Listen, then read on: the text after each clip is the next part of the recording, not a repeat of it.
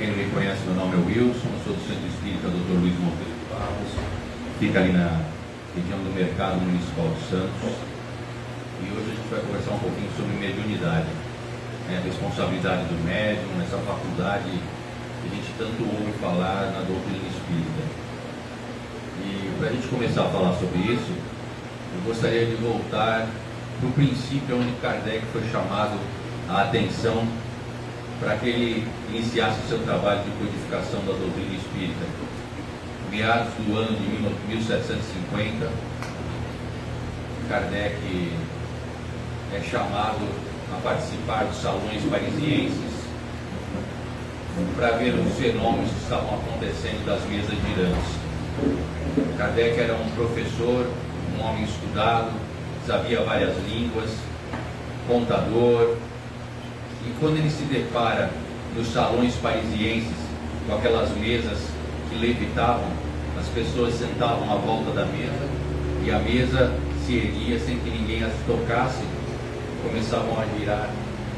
As pessoas faziam determinadas perguntas e a mesa respondia através de batidas.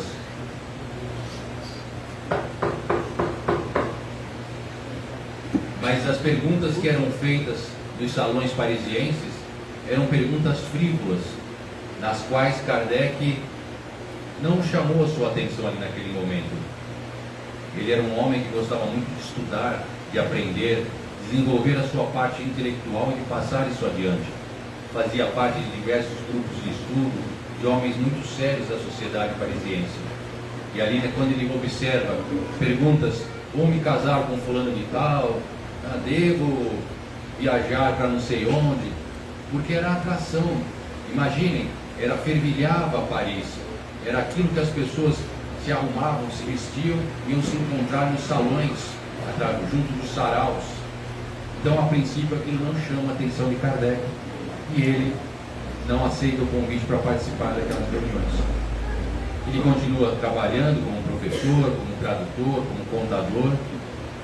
Em determinado dia ele recebe a visita de um amigo muito querido que fazia parte de um dos grupos da qual ele pertencia, de homens da ciência, de estudo da sociedade de Paris, que o convida novamente para ir a uma reunião mediúnica. E a princípio ele nega, porque ele fala, já estive em uma dessas reuniões no salão e percebi a frivolidade, as brincadeiras que giram em torno desse encontro, desses eventos. Mas o amigo dele fala para ele, não, Hippolyte, porque até ele não era Kardec, ele ainda era Hippolyte Léon Denisard Weil. Não, Hippolyte, esta reunião é diferente, ela tem um cunho de estudo, gostaria muito que você participasse. Já citaram você, um dos espíritos já citou você e pediu para que eu pessoalmente viesse convidá-lo. Hippolyte reflete e devido à insistência e amizade de seu amigo, ele fala que vai comparecer lá à noite. Naquela tarde, ele fica meio chateado, meio inquieto, porque na verdade ele não queria participar. Ele estaria indo apenas por amizade, para não contrariar o amigo. E Kardec e Hippolyte tinham um gosto também pelos astros, por estrelas, por planetas. Ele tinha uma luneta na sala da casa dele. E naquela tarde, para passar o tempo, ele estava posicionando a luneta para ver um determinado planeta, determinadas estrelas que ele estava a procurar. E depois de quase uma hora ajustando, acertando exatamente o ponto da luneta, quando ele vai visualizar, o seu gato repentinamente dá um salto na poltrona, passa correndo, atropela o tripé e derruba a luneta, perdendo todo aquele trabalho de aferição de posição da luneta. Ele fica bravo, chateado e deixa para lá. Chega à noite, ele vai para a reunião mediúnica. E lá ele se espanta, porque além daquele amigo que o convidou, ele encontra outros 4 que faziam parte, e que ele não tinha nem a ideia, e também tinham as mesmas pretensões e participavam daquele tipo de reunião. Ele é convidado a sentar à mesa, é diminuída a intensidade das luzes, e a médium, em determinado momento após uma oração, tem uma mudança de voz, na qual ele estranha e fica a observar, que todos estavam de olhos fechados, mas ele, como era o homem da ciência, estava inquieto a observar tudo e a todos. Passava a mão embaixo da mesa para ver se tinha algum instrumento que pudesse fazer com que a mesa subisse. Em determinado momento, aquela voz que se manifesta se dirige a ele: Hipólite, você hoje não está aqui à toa. E começa a descrever para ele que antes da encarnação, ele, juntamente com outros espíritos, mas ele, sendo o condutor, o general, a peça-chave desse trabalho, comprometeu-se com a espiritualidade de trazer esse grande trabalho, um trabalho de grande responsabilidade para nós, que é a codificação da doutrina espírita. Ele se comprometeu na publicação dessas obras, o Livro dos Espíritos, o Evangelho segundo o Espiritismo, o Livro dos Médiuns e outros mais, Revista Espírita, o Céu e o Inferno, a Gênese. E ele fica estranhando, porque aquele espírito está falando diretamente com ele. Aquele espírito começa a falar fatos, a dialogar com ele, e ele começa a dialogar com aquele espírito, sem entender muito com quem estava conversando, mas a sua incredulidade ainda não deixava acreditar. Quando então o espírito fala assim para ele: sabe, Hipólite, hoje à tarde, quando estavas na tua residência a sós, a ajustar a tua luneta, nós estávamos contigo. Ele estava sozinho mesmo, não tinha ninguém com ele na sala de casa. Nós estávamos contigo. E, quando achastes que tinha acabado, e a luneta estava pronta para observares o astro pretendido, nós fizemos com que o teu gato pulasse e derrubasse o teu trabalho. Aí ele fala: opa, tem alguma coisa realmente inteligente, porque ele estava só na sala de casa. A Melissa, sua esposa, não estava com ele. Então aquilo chama a atenção e ele começa a prestar mais atenção. Os espíritos não são bobos, fizeram isso exatamente para chamar a sua atenção. E aí começam a discorrer para ele algumas de suas encarnações anteriores.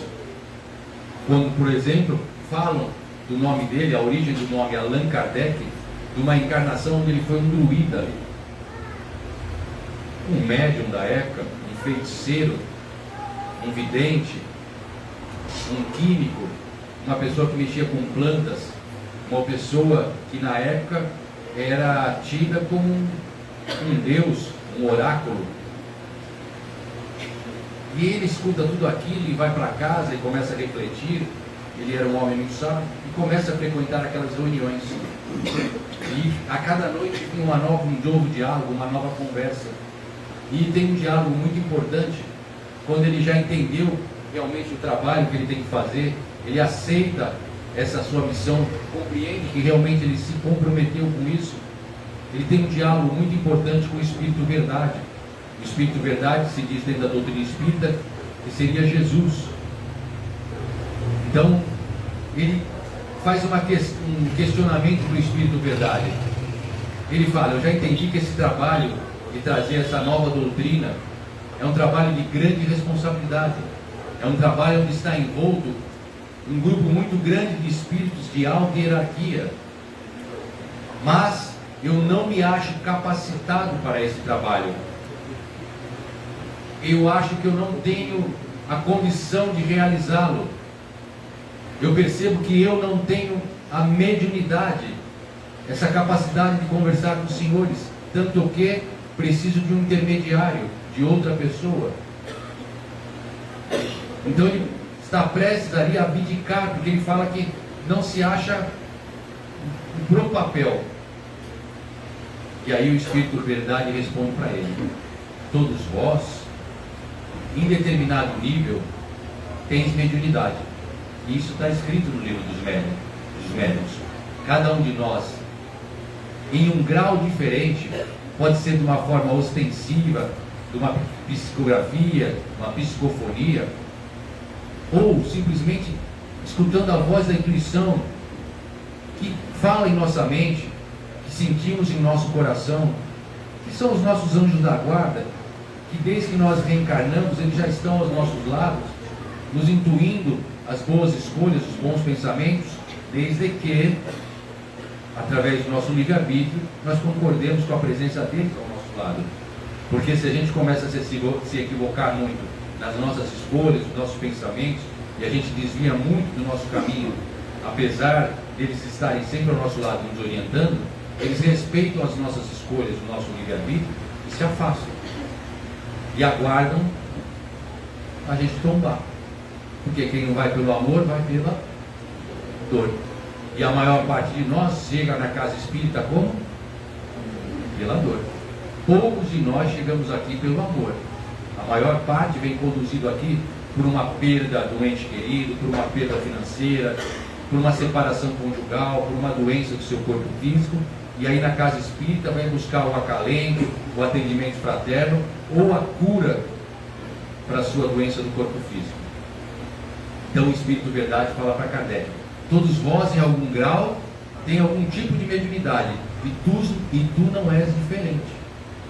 Pode não ter uma mediunidade ostensiva, como esta que te falo através dela, mas com certeza a voz do coração, principalmente a tu, que é um homem racional, a tua voz da mente escuta todos nós que estamos na tua volta.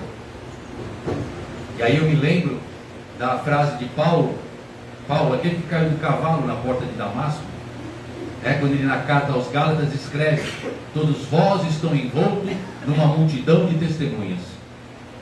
E a multidão de testemunhas que nos vai acompanhar diariamente são aqueles espíritos que vão estar ligados no nosso Wi-Fi, no nosso sinal, porque todos nós somos antenas emissoras de sinal, e o sinal que eu mando é de acordo com o meu comportamento, de acordo com o meu pensamento, de acordo com as minhas atitudes. A partir daí eu gero um sinal que vai gerar uma conexão com os espíritos desencarnados, que nesse momento com certeza se encontram em grande quantidade ao nosso entorno. Então vão se ligar por nós, por pensamentos de afinidade, por desejos centrais que nós trazemos. André Luiz fala no livro Ação e Reação que cada um de nós traz um desejo central, e esse desejo central é uma vontade na qual nós já trazemos a nossa personalidade como um vício há muitas encarnações. E ele conta nesse capítulo que os espíritos obsessores, os bagunceiros, os que são contratados muitas vezes para nos atrapalhar em algum grau, eles nos acompanham por muito tempo para acompanhar e observar qual é o nosso desejo central. Então agora, se eu fizer uma pergunta para vocês, qual seria um comportamento, uma atitude perniciosa, viciosa, que poderia comprometer a encarnação de cada um dos senhores? Para alguns será a maledicência, para outros será o egoísmo, para outros será o vício da bebida, de um outro tipo de droga, para alguns o sexo. Mas todos nós, ele fala, trazemos um desejo central. E os nossos obsessores, os espíritos que querem nos atrapalhar, eles nos acompanham e estudam até descobrirem esse desejo central. E a partir daí, eles só vão dar cor e vida ao que eu já trago dentro de mim como matriz. Então, se você gosta, por exemplo, de beber determinada substância alcoólica, eles vão insuflar cada vez mais em você a vontade de beber essa bebida alcoólica. Agora, por exemplo, se a Sandra não gosta de álcool, não adianta o obsessor chegar para a Sandra e ficar: vai beber uma 51, vai beber uma Pitu. A Sandra não gosta. Então ele vai perder tempo. Mas ele, por exemplo, pode observar. Peguei a Sandra aqui de Cristo. Que, por exemplo, a Sandra gosta de, sei lá, ficar olhando a vida dos outros. E aí ela fica no leve trás: você viu? Você viu? Então esse espírito obsessor vai insuflar na Sandra esse hábito. E a partir daí, eles vão cada vez mais fazer que isso se aumente nela, e aí ela vai se desviando do caminho. Então cada um de nós traz um desejo central, e nós vamos ser sempre, os espíritos vão agir em nós através deles. Então a gente tem que identificar isso e cuidar. Os espíritos, então o Espírito Verdade fala para Kardec, continua: então todos nós temos mediunidade. e tu não é diferente. Mas, como Paulo falou, você tem à tua volta, não só como encarnados, mas vários espíritos desencarnados, uma grande pleiade que está aqui ao teu lado para te auxiliar nesse trabalho. Depois a gente vê no Evangelho Santo Agostinho, Fénelon, Erasto, o próprio Paulo. Quantos espíritos que vêm da comunicação? Hahnemann, Caritas, o próprio Espírito Verdade. Então, olha aí a quantidade de espíritos top, vamos chamar assim, estavam ali para ajudar Kardec naquela. Ele fala, quando tu viestes, tu não viestes só, porque junto de ti encarnaram muitos ao teu redor para te ajudar. E alguns estão aqui. Kardec fica mais tranquilo. Mas aí ele faz uma segunda pergunta. Tudo bem, mas eu também estou encarnado. E eu compreendi que para fazer esse trabalho, eu vou precisar abrir mão do meu trabalho. Eu sou professor, eu sou tradutor, eu sou contador. E vocês sabem, eu estou encarnado, eu preciso cumprir com as minhas obrigações. E aí, o Espírito Verdade responde para Kardec: se nós não te ajudássemos, nós não te amaríamos. Você fique tranquilo que tudo vai correr bem. E realmente, a vida de Kardec não foi, ele não era uma pessoa rica, né, mas a gente vê na biografia que ele consegue fazer o trabalho dele e está tudo certo. Ele vai fazendo um trabalho aqui, um biquinho ali, dá aulas particulares e ele vai conseguindo se manter. Então essa resposta para Kardec foi fundamental para que ele seguisse adiante. Mostrar para ele que ele estava sendo amparado. No item 225 do livro dos médiuns, eles vão falar para nós que, independente do tipo de comunicação, seja escrita, seja psicofônica, seja pictografia, o tipo de mediunidade que for, os espíritos, na maior parte das vezes, se comunicam de pensamento a pensamento, de perispírito a perispírito. Mas para que isso aconteça, é melhor que haja uma sintonia, que entre o médium e o espírito comunicante haja uma equalização de forças, que o sinal da internet, do Wi-Fi, seja compatível. E eles dão uma informação muito interessante para Kardec, no qual ele faz questão de colocar essa comunicação, essa carta na íntegra, que é uma carta do espírito Erasto. Erasto era um dos apóstolos de Paulo, do Paulo apóstolo, do cavalo que caiu. Então Erasto fala assim para ele: toda comunicação tem uma grande importância. E há uma grande movimentação de trabalhadores aqui no plano espiritual para que essa comunicação possa ser efetivada. E da vossa parte esperamos o mesmo. E aí ele fala assim: então quando o espírito vai se comunicar e ele sabe que aquele médium no qual ele vai se utilizar, ele usa a palavra aparelho ali ainda, né? Uma pessoa do médium.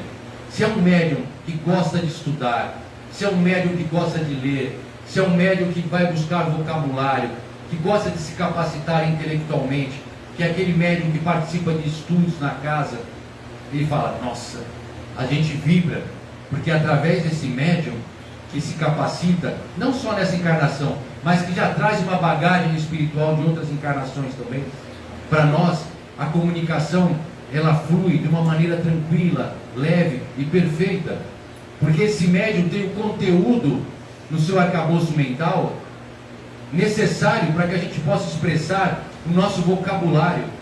Ele tem o entendimento e as ondas vibracionais que são compatíveis conosco. Então a comunicação ela sai de uma forma tranquila, leve, perene, e nós conseguimos realmente expressar as ideias que queremos para vós passar. No entanto, quando para nós só é disponível um médium preguiçoso, que não tem vocabulário, que não gosta de estudar, que não participa de estudos na casa, como para nós é difícil. E aí ele dá um exemplo para que Kardec entenda. Imagine uma professora, você é professor, né, Kardec? Sim. Imagine uma professora no pré-primário, no jardim de infância, onde pega aquela criança que ainda não foi alfabetizada e precisa pegar na sua mãozinha para que ela consiga contornar a letrinha A. precisa pegar na sua mãozinha para fazer as consoantes, a letra B, a letra C, a letra D. Depois precisa pegar na sua mãozinha e orientá-la a juntar a consoante com a vogal. C com A vai fazer K, F com E vai fazer F. Depois orientar aquela criança para juntar as consoantes e formar palavras. Café, casa. Depois vai juntar as palavrinhas e formar uma oração. O café está quente, a casa é bela. E depois pegar as orações e formar um texto. Imagine para nós, espíritos querendo passar uma comunicação para vós através de um médium que está sendo alfabetizado. Daí, para nós entendermos a grande responsabilidade de quando cada um de nós abraça um trabalho na casa espírita. Ah, mas eu não sou médium, eu não participo da reunião de desobsessão, eu não faço psicografia, eu não dou passagem para espírito nenhum, eu simplesmente entro na sala e fico de olho fechado rezando, e minha diretoria me pede, mas às vezes eu até cochilo. Eu não tenho essa responsabilidade. Olha o que o Espírito Verdade falou para Kardec: todos vós em um determinado grau são médicos. Na época de Kardec, na época da codificação, era necessário que grande parte dos médiuns fossem inconscientes. O que é um médium inconsciente? É aquele que senta à mesa e realmente apaga. Ele se afasta e permite, o seu espírito ali se afasta, fica ao lado, e permite que o espírito comunicante dê toda a comunicação. Ele não interferia em nada. Só que isso foi no passado. Hoje as comunicações, 99% são anímico-mediúnicas. Ou seja, tem a participação, é a grande participação do médium na comunicação. Nós estamos conscientes o tempo todo. Não existe mais transe. Nós participamos da comunicação. O Espírito fala junto conosco. E nós usamos o conteúdo do médium, usamos o conteúdo que cada um traz na sua mente. Nós podemos falar, se manifestar, e o médium continua aqui. E nós vamos acessar os conteúdos que ele traz na sua mente, as palavras que ele traz. Se falarmos através dele, ele falará o conteúdo com determinadas palavras. Se nós usarmos um outro médium presente nesse momento aqui, o conteúdo será o mesmo, mas a sua expressão será de outra forma. Porque, como nós falamos, a comunicação é anímico-mediúnica. Nós usamos o conteúdo do médium, o palavreado, muitas vezes o sotaque. Se eu pedir para cada um dos senhores interpretarem como é a praia do vosso litoral, alguns falarão que o mar é verde, a areia é cinza, que o sol bate amarelo na sua pele quente. Outro falará que o mar é belo e é azul, e há peixes. As interpretações do conteúdo são diferentes, de acordo com o conhecimento e cabedal de cada um de vós. Mas a essência da comunicação sempre será a mesma. Continuamos explicando que cada um de vós, quando lê determinado texto, nunca estão sós. André Luiz traz para nós também em suas obras que quando vós estão lendo qualquer tipo de livro, vocês se conectam com o autor. Vocês se conectam com uma grande egrégora de imagens. Porque quando você lê um livro, você escuta uma palestra, você assiste um filme, imagens são plasmadas na tua mente, e essas imagens automaticamente transbordam ao teu entorno. E isso que fará a ligação com os espíritos que a ti se ligarão. O conteúdo que assistes, o conteúdo que consomes, os aparelhos eletrônicos que trazem em vossos bolsos, em vossas bolsas. Essa foi uma evolução, uma tecnologia que veio aqui do plano espiritual e que foi muito difundida para vós, mas a maioria ainda não sabe usá-la. Essa tecnologia, ela é para ser usada para o bem. Nos dá a oportunidade de conectarmos com o outro lado do mundo em instantes, mas muitos ainda usam de forma a matar o tempo. E a nossa percepção da maior parte dos espíritos que, quando dão conta que desencarnaram, mas que continuam vivos, é dessa má forma do aproveitamento de tempo. Quando os espíritos que desencarnam aqui e dão conta que continuam vivos, que apenas o corpo pereceu, mas que o espírito é imortal e continua seguindo o seu caminho, e percebem que viveram 60, 70, 80 anos, e através dos estudos que eles voltam a fazer, percebem que o objetivo da encarnação é evolução, o objetivo da encarnação não é passeio. Essa é uma pergunta que foi respondida para Kardec no Livro dos Espíritos: qual o objetivo da encarnação? E respondemos: evolução. Ninguém encarna para passear unicamente. Os talentos que tu trazes têm o objetivo de multiplicá-los através da convivência de grupos familiares, grupos na casa espírita, grupos no qual vós estáis inseridos. Multiplicai os vossos talentos, não pensando no teu bem, mas multiplicai os vossos talentos em prol de tudo e de todos.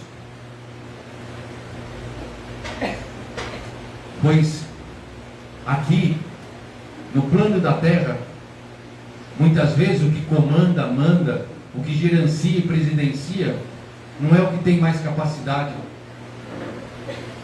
Geralmente, o poder aqui é dado através de grupos econômicos, que põe determinada pessoa no comando.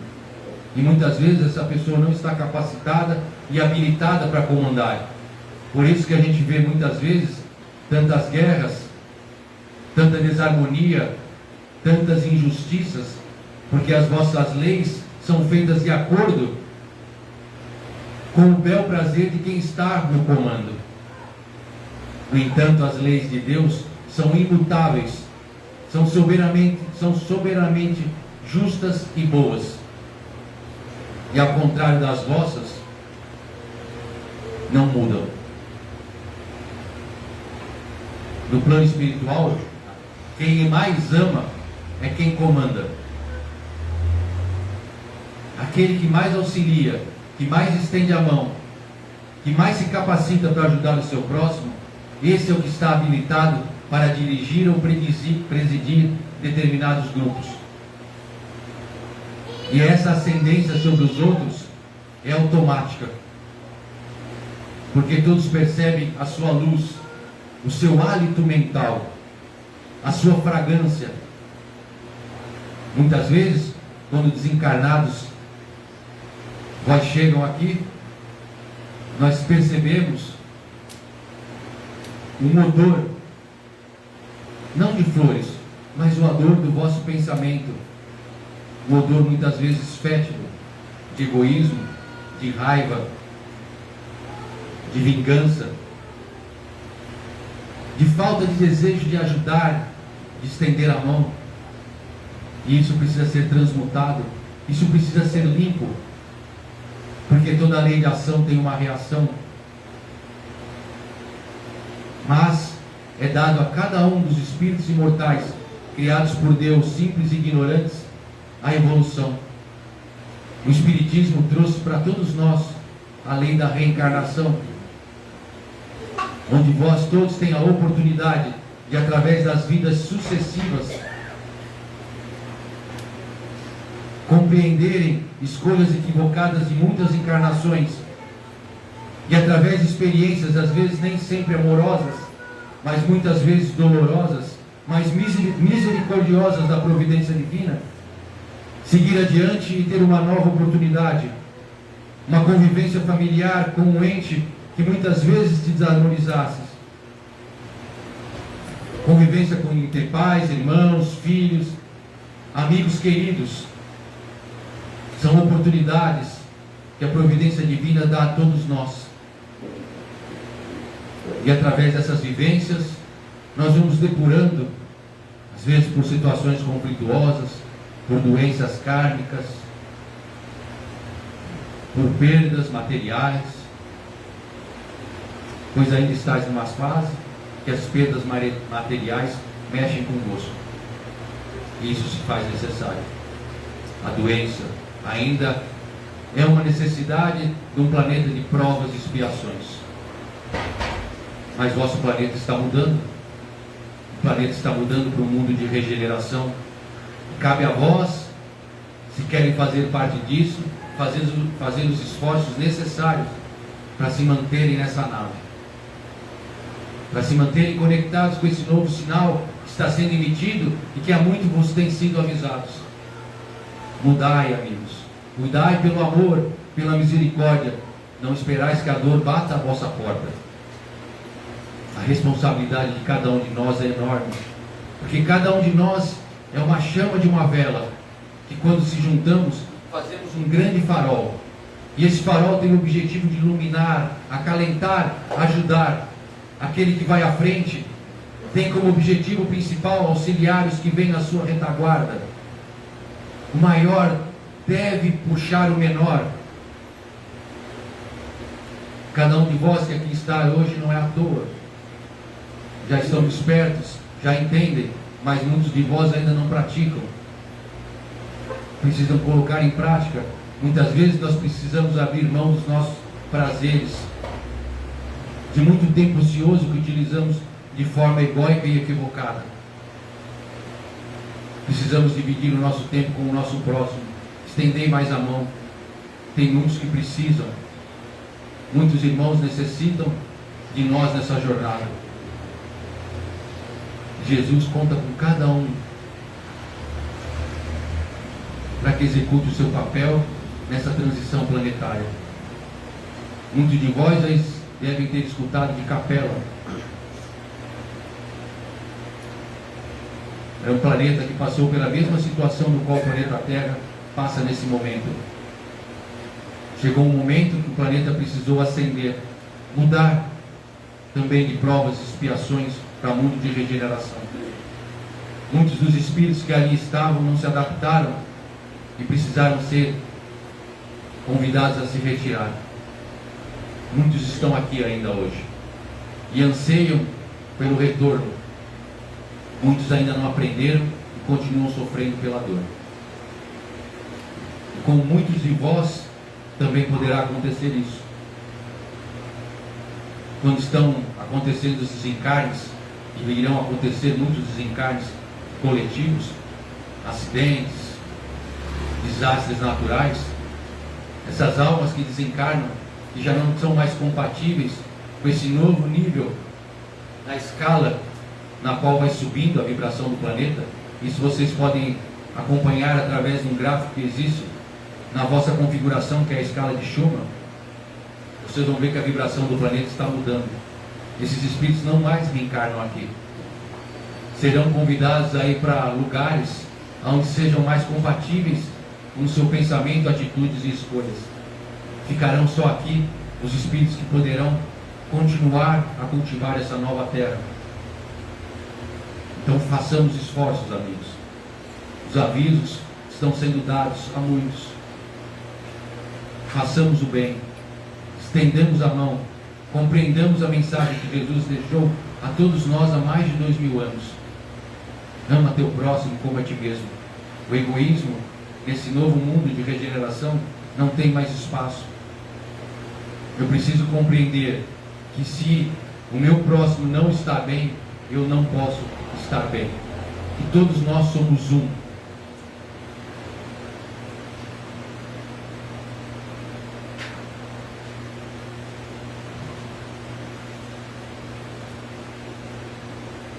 Para finalizar,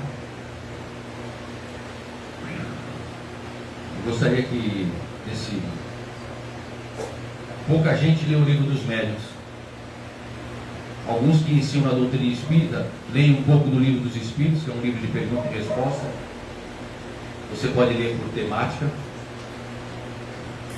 Muitos leem e estudam o Evangelho segundo o Espiritismo, também é um livro muito importante de se estudar, mas poucas estudam e leem o livro dos médiuns.